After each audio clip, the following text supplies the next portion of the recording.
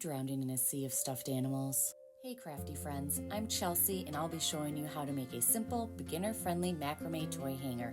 We're keeping it simple with just 3 different knots to learn, so if crafting feels a little bit intimidating or you worry about it not being perfect, stick around. We're embracing messy, real-life creativity today. This is my first time making this hanger, so you'll be able to see how I came across challenges and altered my process and changed things up to make it work. The first immediate challenge I ran into is this cord specifically is twisted with tinsel. So if this is your first project, I suggest using cord that doesn't have tinsel in it, and it's a 3-cord twist. It's the macrame cord that looks more like rope. Here I'm using the sophisticated arm length measuring method instead of using a measuring tape or a tape measure.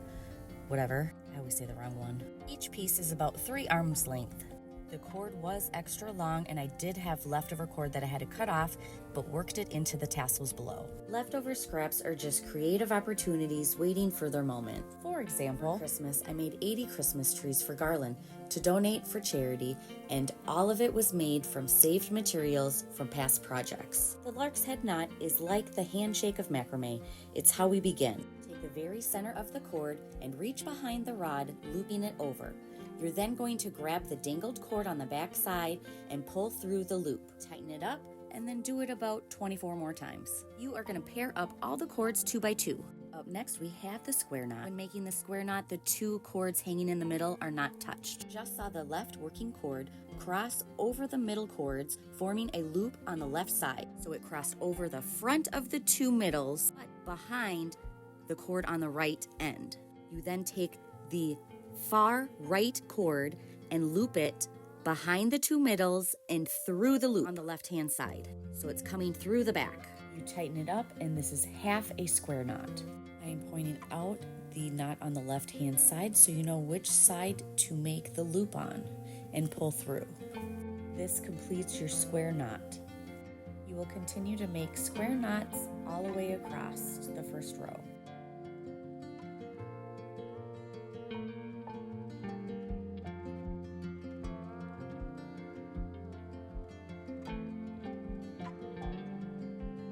The second row, we will continue to make square knots all the way across, but we will take 2 cords from the left and 2 cords from the right to make square knots from.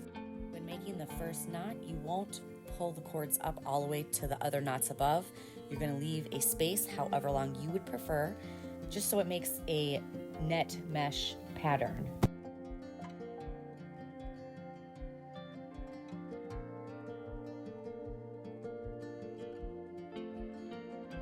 Here's your first square knot for the second row, and you'll use this as a guide to continue to make knots across that are even.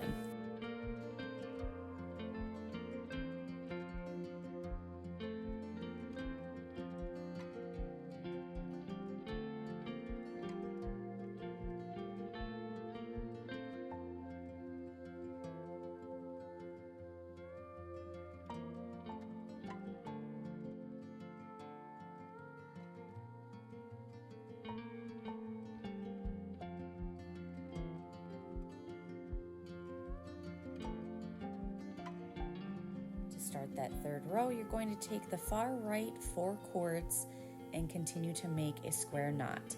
You use this as your guide to go all the way across again.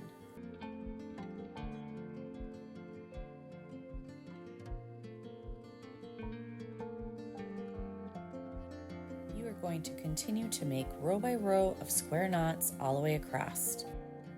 I ended up making 13 rows.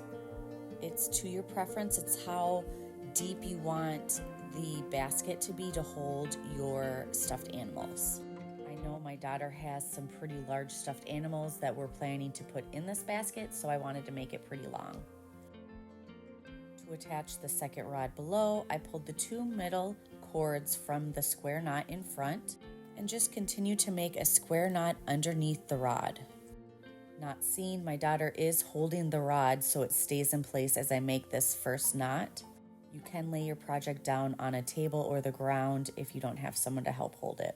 It was easier to do the outside knots first and then work your way to the middle, knotting them all up. part was a little trial and error. I didn't know how I wanted to end the tassels down below.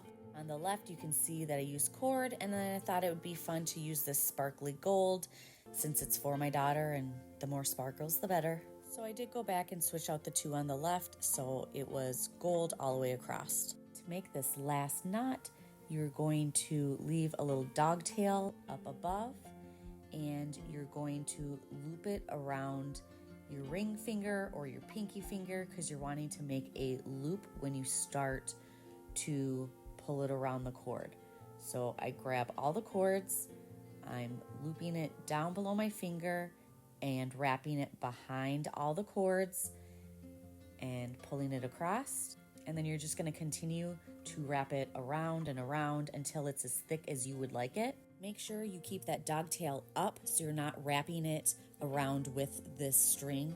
When you are finished, you're going to slip your finger out of that loop and take that dogtail and the remaining cord below and pull them tight so it makes the loop that your finger was in disappear, and it kind of tightens it into a knot. And then you can cut the dogtail and the remaining cord below up by that knot that you just formed so it's nice and short.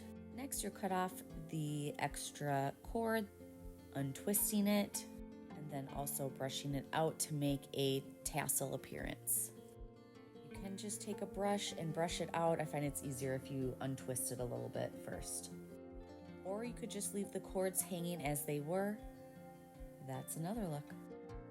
After you brush them, they will kind of get a little longer, so that final cut is best after you're completely done brushing it. I also play it safe and cut way below where my mark is because I've had instances where I cut too short and then my tassels just slowly get shorter and shorter. So it's best to just leave some room, and then you can make a final decision on how long you want them once they're generally cut. This cord didn't have the 3 cord twist. It was just the tassels and the 1 strand. So you can just start brushing it right away. It did kind of make the tinsel a little funky. Again, this is the first time I made this with tassel, or actually used this tassel cord. So it was an experience. My daughter doesn't mind the wonky tinsel kind of hanging out. If it bugged her though, I could definitely cut them short and cut them off so you couldn't see them. Turned out pretty cute once they were all done. Here's what we have so far, and on to the last step. This next step, we are going to be making these straps on the side that will connect the 2 rods together to form kind of the loop or scoop or the U of the basket where the stuffed animals will sit. We're going to be taking 2 cords and flipping them over the rod again like we did in the very beginning. We'll do this on each side of the basket. I'm just making a little pattern here to my square knot. So I just rotated in the 2 outside cords and then made the square knot. You can see it just kind of makes a little twist up above. I left a little space and did the twist again and made another square knot. I continued this all the way down. This was just a creative choice. You can leave it straight and just do square knots all the way down. I connected the rod down below just like I did with the tassels. Just have to play around with the side ropes to see how deep you want your scoop to be of the basket. Also, a nice thing about connecting the rods like this is it can slip out and you can shorten the position of where the rod goes in, so it makes the basket a little shorter and deeper. We have a lot of stuffies, so I made 2. Was the outcome of getting her stuffed animals off the floor, and fast forward 2 weeks, she decided she needed a big girl bed, so here is the redone bedroom with the hangers. We stacked them on top of each other this time instead of side by side. I have seen people just make a hanger that's connected with 2 baskets like this, but at the time we didn't know this was going to happen, so I think it turned out great. If you have any questions on the basket, leave a comment below. Thanks for watching. Don't forget to like.